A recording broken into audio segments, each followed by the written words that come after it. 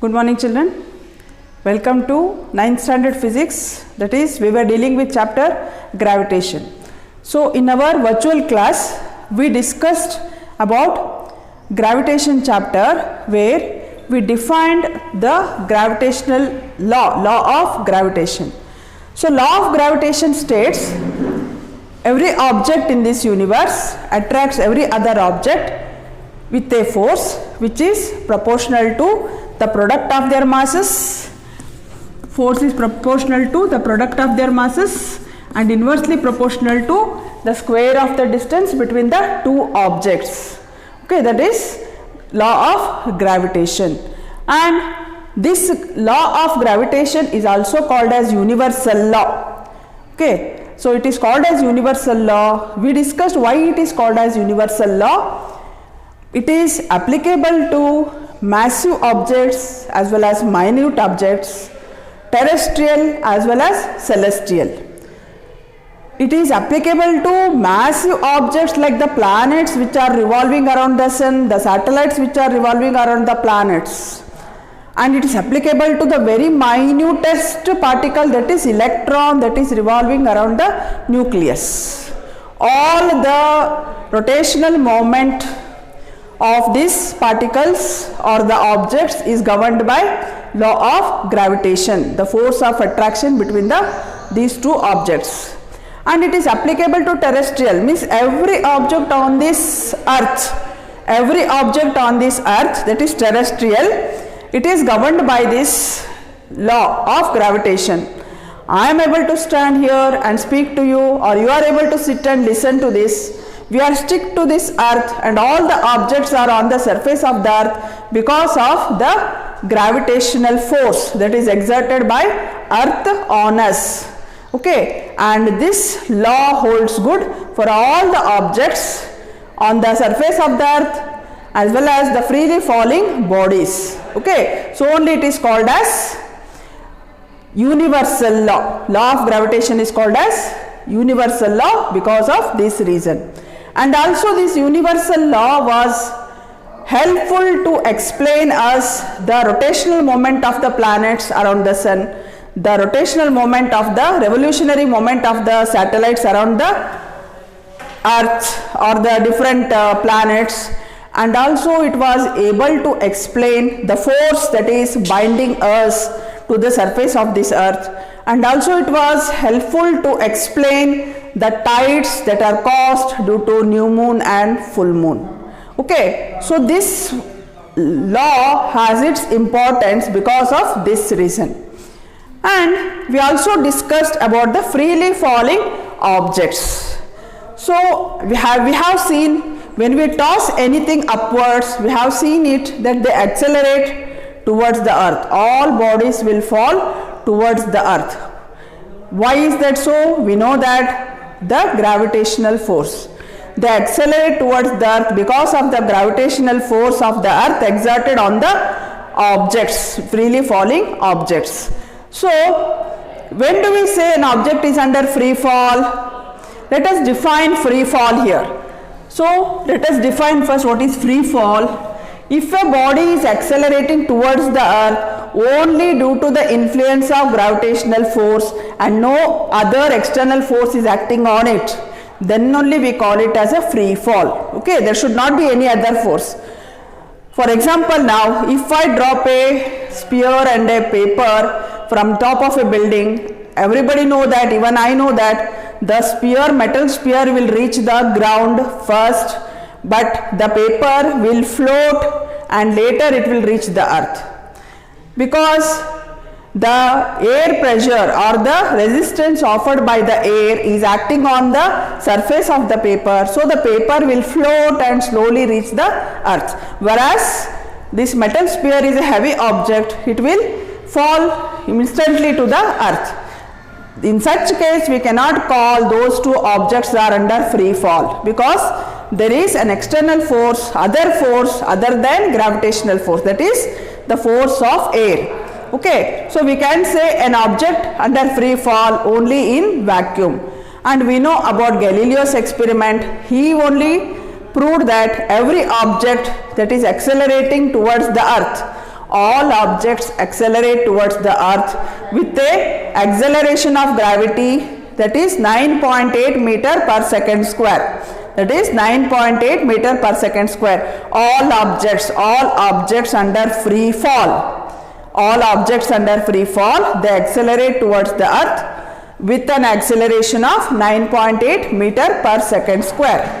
Okay, so this value of G is 9.8 meter per second square. Now let us prove this value of G does not depend upon mass of an object. It does not depend upon mass of an object. That means every object, whether it is lighter or heavier, that is falling towards the earth under free fall, they reach the earth with an acceleration of 9.8 meter per second square. Okay, so let us prove that it does not depend on mass of the object. Value of G does not depend upon the mass of the object, but it depends upon the location. Slight variation will be there. Slight variation in the value, like instead of 9.8 it may be 9.786, like that. Slight variation in the value of G depending upon the location. And also we know sometimes for numerical problems we will be taking value of G as 10 meter per second square also. Unless and otherwise stated in the numerical problems, you need to take the value as 9.8 meter per second square. Okay, so now let us prove that value of G does not depend upon mass. Okay, now we know F is equal to capital G, capital M, small m by r square, where G is the gravitational constant, M is the mass of the earth, which is also a constant, M is the mass of the object on the surface of the earth, and R is the radius of the earth. Radius of the earth in the sense, now if we are considering this earth as one object and any object on the surface of the earth, then the distance between them is nothing but measured by the radius of the earth. So this is radius.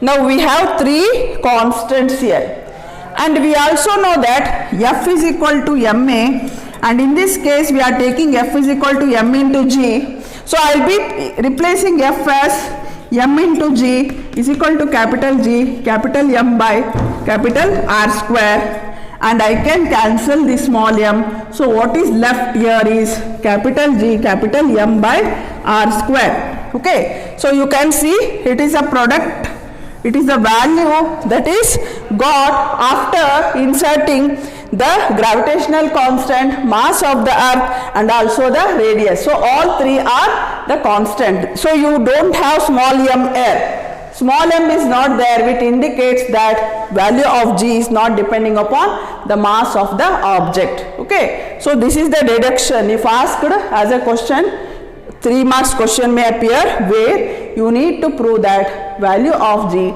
does not depend upon mass of the object.